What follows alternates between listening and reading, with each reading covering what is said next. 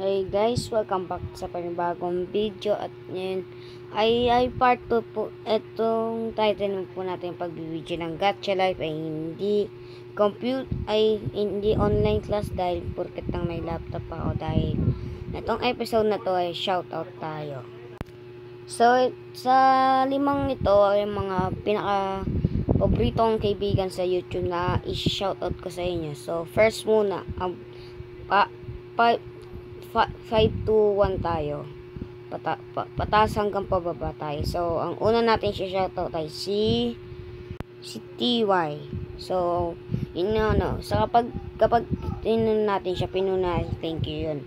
So, ayang yan, si TY ang pinaka the best, ang panglima kong best friend na shoutout to dahil siya ay isang cute na kaibigan tuwing gumagawa siya ng mga video niya at yung logo niya is cute din. Ayun ang masasabi ko sa'yo. Subscribe kayo sa kanya kaso hindi ko pero hanapin niyo na yung pangalang DY dahil kapag nilalagay ko sa link sa description hindi mahanap. So yeah, so ang fourth natin ay ang fourth tong kaibigan na si Franz Paul.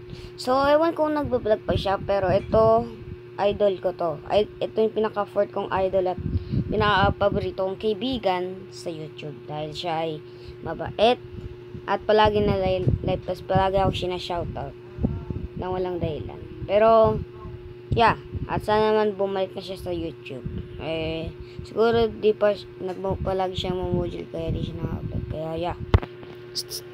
Ang pang third natin ay pang second natin ay si Ate Anggangle.